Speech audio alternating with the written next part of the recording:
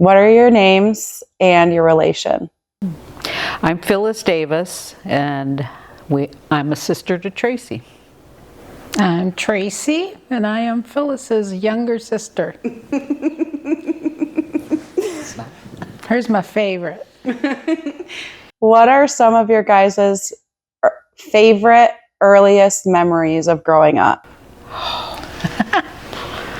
We actually were thinking about one as we were driving over here, coming down 4th Street, because when we were younger, we lived off 4th Street, way over there, and Auntie Anna Mae lived at the top of the road here on 126, and we would walk over here like almost every day in the summertime and after school.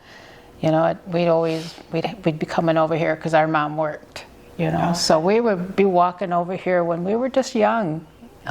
We figure I wasn't even in 2nd grade yet, you know, and that was fun.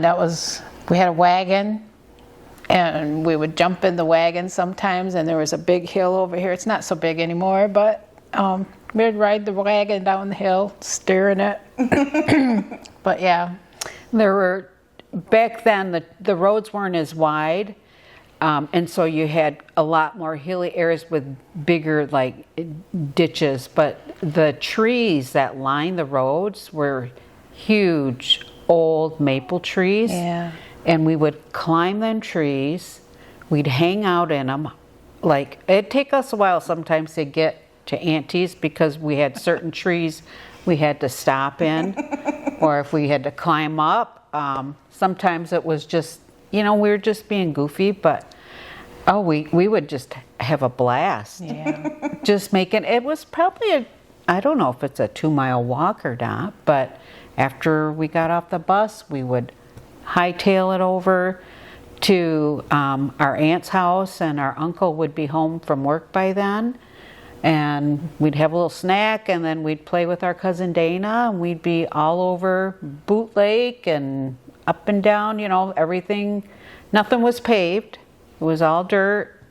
And back here, there was nothing back here behind the house other than just, you know, fields and Sand Pass. They had a old little sand road that, you know, you could take a vehicle down to The lake. Where the boat launch was, the original boat launch. Oh, okay. So, you know, we just found tons and tons of things to do out here. There was absolutely nothing here. Nothing. Nothing. And that was fine because we made something out of nothing. You know, didn't matter. It was, Tracy was talking about stones. Yeah. And her Grandpa Sprague, he was always around us when we were younger, and he would come up and he'd say, "Okay, guys, go find me some pretty stones."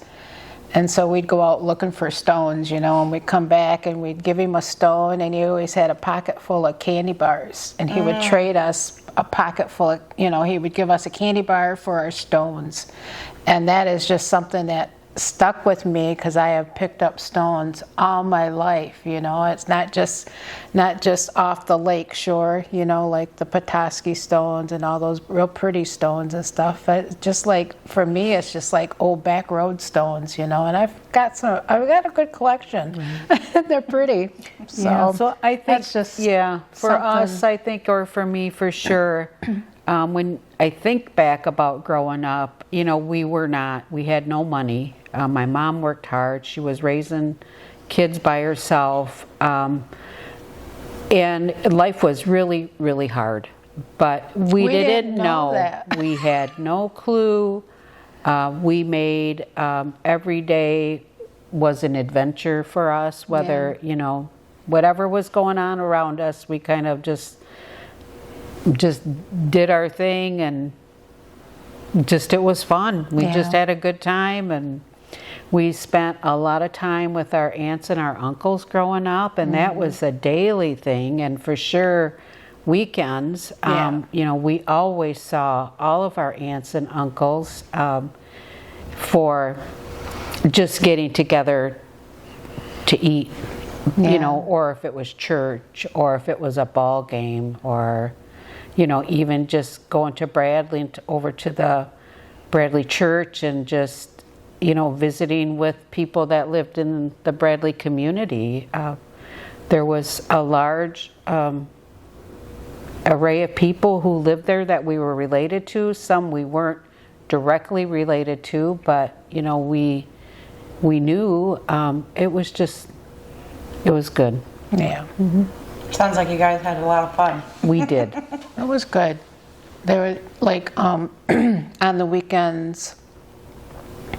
We'd go to most of the time Auntie Anna Mae's house, and the men or the guys, the boys, they would all go fishing for 4 hours, and they would come back with a whole bunch of fish, and they would clean them, scale them, and that was the other thing. We knew how to do that when we were, down here. We knew how to do the whole thing, and then. Mom and aunties, they would be making the fry bread, they'd be making fried potatoes, and we usually Corn had on the corn cob and tomatoes, sliced tomatoes. Uncle Allie had an excellent garden. Beautiful garden. And we would go out to help weed or hoe. He'd give us a hoe. Yeah. We just helped with whatever they told us, but that it wasn't like work. And when we were done, we were on our own again. I mean, we had a wide berth of, a leeway to do pretty much whatever we wanted until we got into trouble. Yeah. Crossed the wrong one. Yeah. Gosh, we used to play Army in Uncle Allie's garden. And we would have dirt balls from the garden. Those were our bombs, so we would boom, and bomb each other, and we'd be army crawling through the corn. Sounds like a good time. We had good imagination, we did. They had a dog named Brownie, and the dog used to do the army crawl too. Through the corn rolls. You learned from watching. He had to be in the mix with everything. It was fun. It was cool. Funny. Yeah, it was. And I did have an adventure with Uncle DK. A couple of them. He used to come over when we lived over there on 4th Street, and he had a big red bomb Yeah, we car. called it the bomb. And I don't even know what kind it was, but it was huge, and it was Convertible. It didn't have seat belts, and Had a steering wheel about that big. he would take us out into the hills in the fields around our house. He would drive us around in those fields, and we'd be bouncing all over the place. And then Uncle Allie had gotten a new truck, and for some reason, he was letting Uncle DK, we were going to go down to the lake, and so Uncle DK was going to drive down there, and Uncle DK says, "Tracy, you want to drive?" And again, I'm only, first grade maybe, kindergarten, and I'm like, sure. So I'm driving the car, or the truck, and on the old road, they had to change the road, but on the old road, there was a spot where there were 2 trees, one on each side of the road, and you had to kind of really maneuver your way through there, and, I didn't. And broke part of Uncle Allie's mirror off his new truck. It was a brand new truck, and oh my God, it was funny. And I don't know, Uncle DK still teases me. He goes, "You want to go for a ride?" So we had for what it was a good childhood, Good playing childhood. We had our own thing. Yeah. So, yeah. Was there women who influenced who you ladies are today? Oh, absolutely. For me, it's my mom, Margaret. I think that everybody agreed she was bossy. And I think I got a lot of the bossy from her. Yeah. I'm not afraid of that. I'm not ashamed of that either. I apologize sometimes because I can be I have been known to be. But I call it passion now. I'm just a passionate person about what I believe in and, what I've lived my life doing, that I'm committed to that. And so I look at that. But, all of my aunts were strong Indian women. Yeah. They were deeply committed. They were religious. They loved God. They went to church. They taught us, all of them taught us something about who we are today, I believe. Yeah. Back then your families did help raise you. Mm-hmm. And you listened to your aunts just like they were your mom. They could correct you just like your mom could. They could tell you no just like your mom could. And if you didn't listen or abide, you were in trouble with your parents. And so for me, I think that was a good thing because, we had a lot of cousins. Yeah. And there were times when we were all together, or there were times where maybe we stayed with aunt or uncles here or there, But I think they were just showing how much they cared about us to make sure that, the parameters that were set, that we didn't go outside of that. Yeah. So I believe that they had the best intentions no matter what was happening. And I think that a lot of that is about who they are and how they grew up too. Yeah. There were things that probably my grandparents were forced to endure and live because of the time that they had grown up, with boarding schools and removal and, the cultural pieces to that. But, the best intentions they always had for their kids was, that was always there. That, they loved each and every one of their kids and taught them to be really good human beings. Yeah. Absolutely. And so I believe with all my heart that was, my aunts and my uncles and my mom, their best intentions for our kids, for me and my sisters and my cousins, it was the same. And I've always tried to live by, what they have taught us. Tell the truth. Don't talk about people. Listen and learn was really important.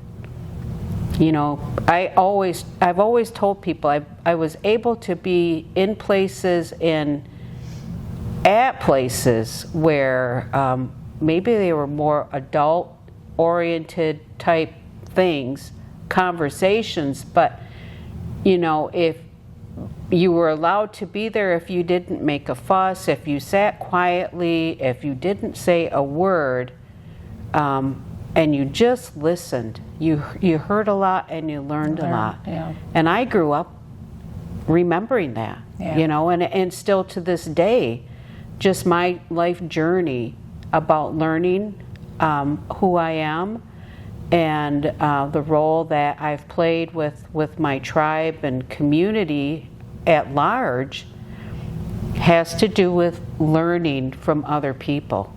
To be able to listen and to learn is really important. So yeah, I really believe that their influences were immense, and I'm really proud to be Margaret's daughter. Extremely proud to be a Sprague. I can't even tell you, when I have traveled over the years, I have always talked about my Sprague family and how proud I am because they did grow to be, we're probably one of the largest families in the state of Michigan, because we proliferated and created new, but we had a large family to begin with, and I'm just really proud of who we are. With our mom, we learned part of she was very active and like union. She was very active in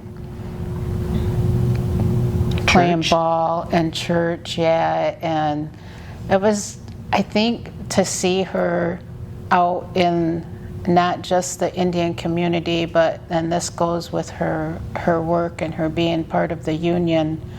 You know, she really was out there pushing for everybody to be able to have the good wage and fair jobs for people, and she was able to get people into places to work that had the unions, and it just was something that she was really passionate about. And Auntie Anime too, they were both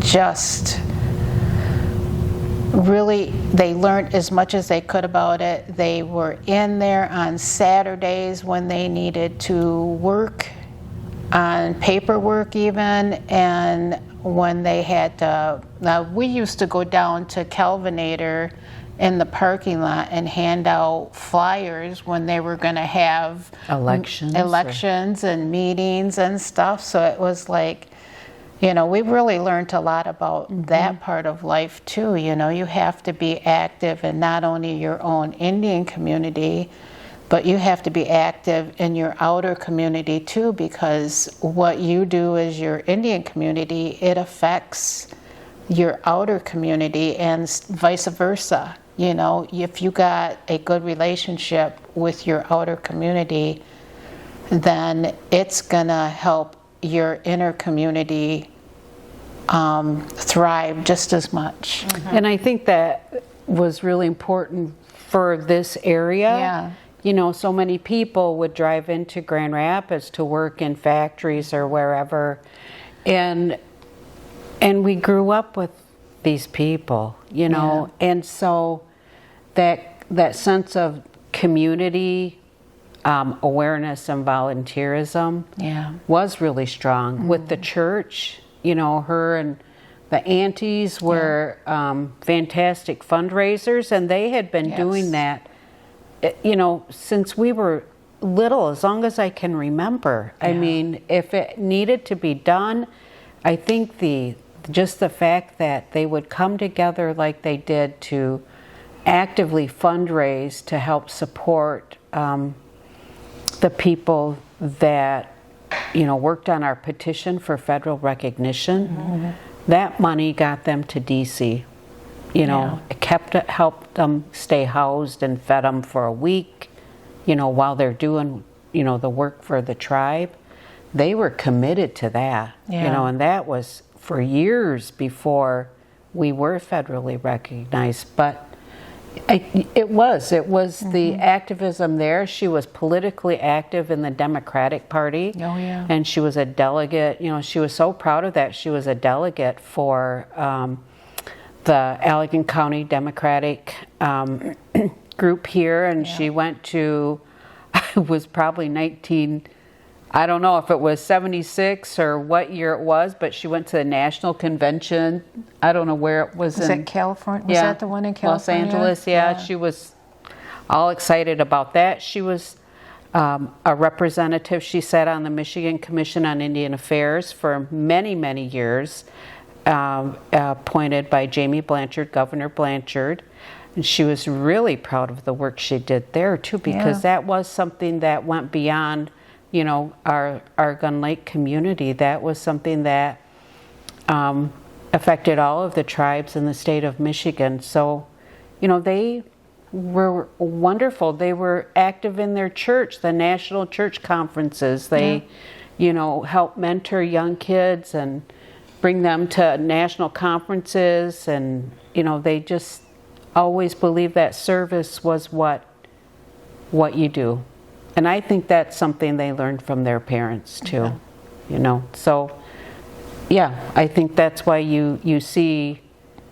I think we've seen the good hard work, you know, come to fruition through the work of our ancestors, and you know that's including all of my Sprague aunties, they supported their men Yeah. in any way they could.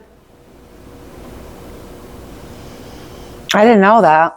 I didn't know all of that. Hey, we know a lot.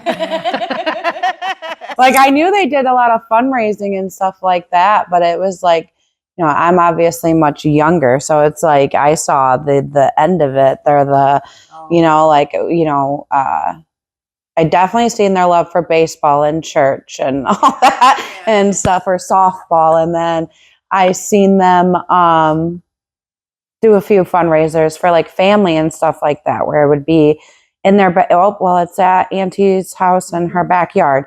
I'm like, all right, we're going to a fundraiser. I was little, so I was just along for the ride. But I mean, even like them selling tickets, 50/50s at the ball game, they always that sold a tickets. portion of money of that went to help support them guys go to DC. So, I mean, it was, you know, they would grab any little penny they could, you know, grab from somebody. It's like, come on. That's really They were cool, good, though. yeah. That's really cool. What strengths do you see in your sister, in each other's sister, that maybe she doesn't see? I think for my sister, she's very thoughtful with her words, and I'm kind of the opposite. So she can kind of bring things back into perspective. Yeah. But she is a very, she has like, I would say she's like a waterfall. And you know how you get closer and closer to a waterfall, the louder and louder it is. And I think that's part of her energy, is that quiet strength and force that water has. And she will exhibit that when she needs to. and so in that way, she reminds me a lot of Auntie Anna Mae, because my Auntie Anna Mae was like that. She real quiet, demure, I think you would call it. But you know what? When she said it, you listened and you did it. Yeah, and you didn't, you know, you didn't want to see the other side of that. True. You didn't want to be at the bottom of the waterfall. No? Right? Kind of, yeah. Yeah. Oh, for me, for Phyllis, I just, I know she knows herself very well. She's very, very smart in many different ways. And the only thing I can really kind of think of to say is that I don't know if other people see the strength and the things that she has done for our people. You know, she has been a voice for our community, for our health programs, and for women, and for the diabetes program. You know, she started our diabetes program to see where it is now. You know, she started our health clinic. You know, she was the one that started all of that.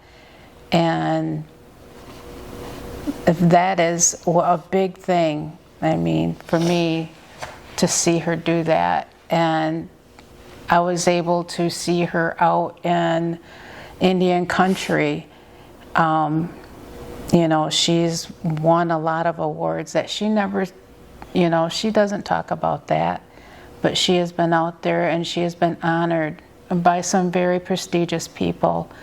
And that is just, I wish that more people knew about that kind of a thing.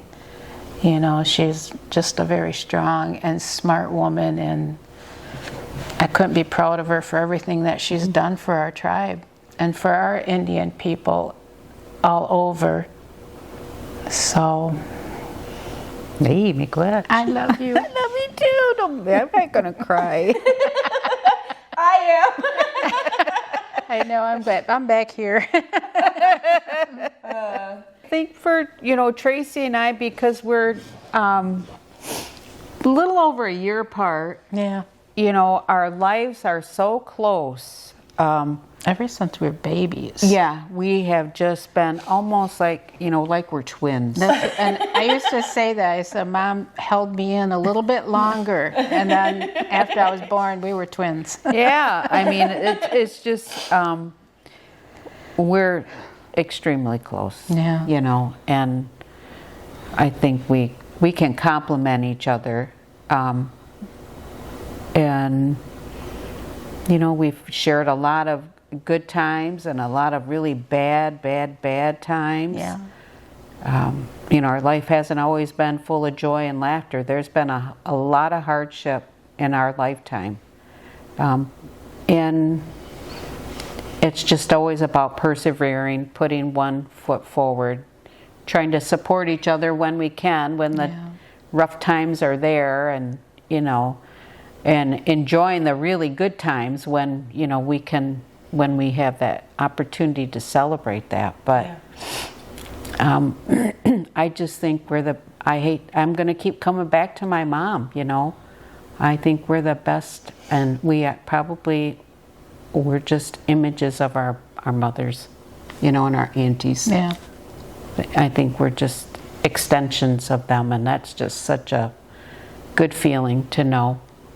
I try to pass those things on to my kids and, the rest of my family, and hopefully they can remember these things, and I appreciate that, you're here interviewing us, because it's important for us to have memories like this for our kids, for the future.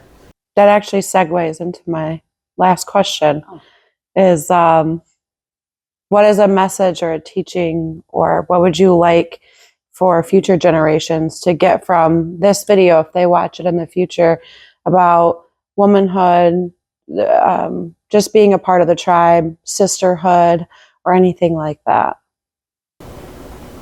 Stay close. Stay close to your sister, no matter if it's your sister from family, your sister that's been your friend, and always look back to where you got it from. You got yourself, you got your strength from somewhere in your family, and you always gotta look back where you got that from and honor that. I agree. I'm always about trying to, honor our elders, honor our ancestors, the struggles that I think about, my grandparents, what they had to go through, and it's an eye-opening and really sobering thought to think about how they lived. I remember Mom talking about them when they were younger. She would go out on a trap line with Grandpa, because she was Grandpa's favorite, from what I'm hearing from my uncles and aunties, but she was a favorite, and she wanted to be out on that trap line.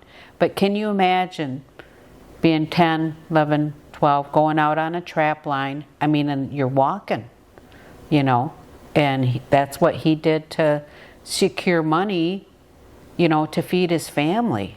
I mean, or to feed the family. That's how they live and ate too. And that to me is like, I don't know if our kids today or even going forward can imagine that, but I would really hope that they take the time to think about, who their relatives are, who their family is, how they can stay connected, and ask the questions from their own family members. What do you know about our people? And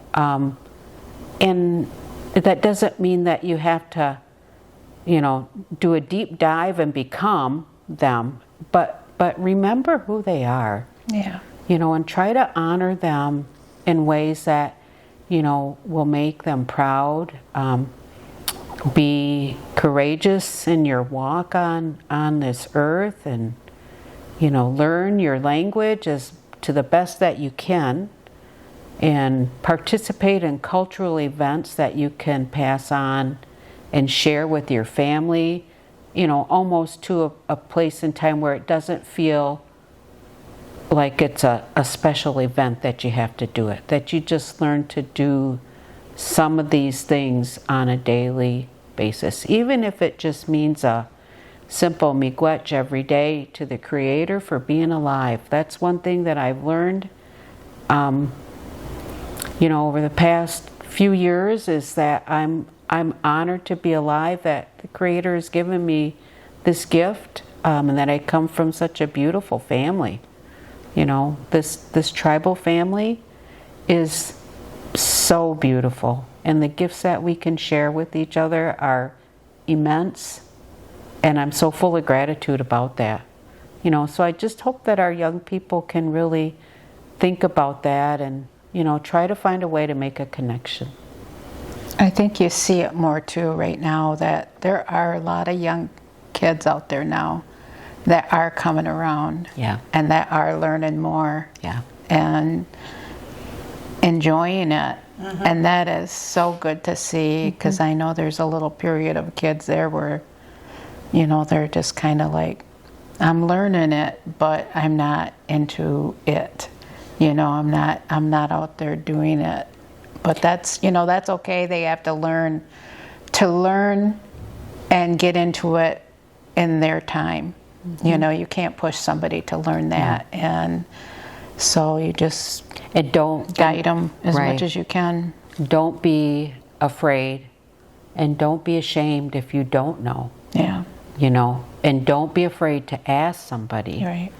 And it doesn't matter who your family is, where you've come from, where your experience is now. It's, you are a member of this tribe, and you need to feel good about that. Feel really good about that. And don't let people try to tell you that you're something different. I'm trying to find the right way to say this. I don't want our young people feeling ashamed that maybe because they're not brown, and I'm just going to say culturally, this experience of being an American Indian, we go back a couple generations and our people were different colors, and they experienced immense hardships because of that. Yeah. But we know through time and just moving forward, we're losing that. And it is what it is. And you are still an enrolled member of this tribe, and you need to be proud of that. Don't hide it. Don't be ashamed.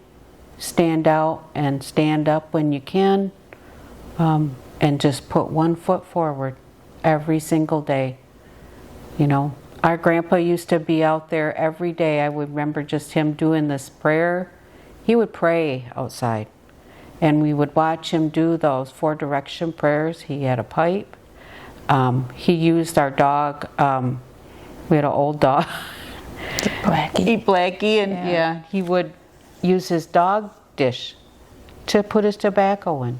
It wasn't about building a sacred fire here or this or that.